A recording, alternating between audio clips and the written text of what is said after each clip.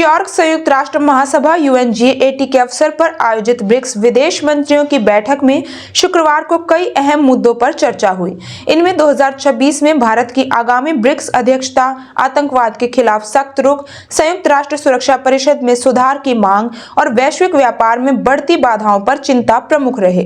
बैठक की अध्यक्षता भारत ने की, जिनमें विदेश मंत्री S जयशंकर ने सत्र का नेतृत्व किया।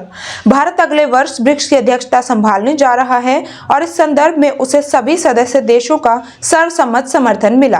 बैठक के बाद जारी संयुक्त वक्तव्य में कहा गया, मंत्रियों ने UNGA80 के दौरान ब्रिक्स विदेश मंत्रियों की बैठक आयोजित करने के लिए भारत की सराहना की।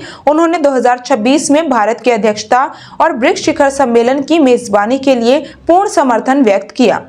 आतंकवाद पर सख्त रुख, पहलगाम हमले की निंदा। बैठक में 22 अप्रैल 2025 को जम्मू कश्मीर के पहलगाम में हुए आतंकी हमले, जिसमें 26 लोगों की जान गई थी, कड़े शब्दों में निंदा की गई। मंत्रियों ने आतंकवाद के सभी रूपों और अभिव्यक्तियों के खिलाफ जीरो टॉलरेंस की नीति अपनाने की पुष्टि की। उन्होंने आतंकवादियों की सीमा पर आवाजाही, वित्त पोषण और सुरक्षित पनाहगाहों पर चिंता जताई। ये बयान भारत द्वारा हाल ही में संयुक्त राष्ट्र में पाकिस्तान के प्रधानमंत्री शहबाज शरीफ की टिप्पणी पर दिए गए जवाब के अनुरूप है, जिनमें भारत ने आतंकवाद के महिमामंडन की आलोचना की थी। UNCC सुधारों पर जोर। बैठक में संयुक्त राष्ट्र सुरक्षा परिषद को अधिक लोकतांत्रिक, प्रातिनिधिक और प्रभावी बनाने की मांग दोहराई गई। मंत्रियों ने भारत और ब्राजील की स्थायी सदस्यता की आकांक्षाओं का समर्थन किया। चीन और रूस ने भी इन देशों की बड़ी भूमिका निभाने में आकांक्षाओं के प्रति समर्थन जताया।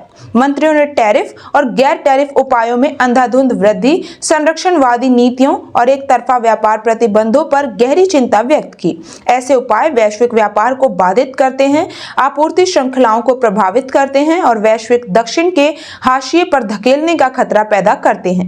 ये टिप्पणी अमेरिका द्वारा हाल ही में भारतीय वस्तुओं पर 50% टैरिफ लगाने के संदर्भ में देखी जा रही है।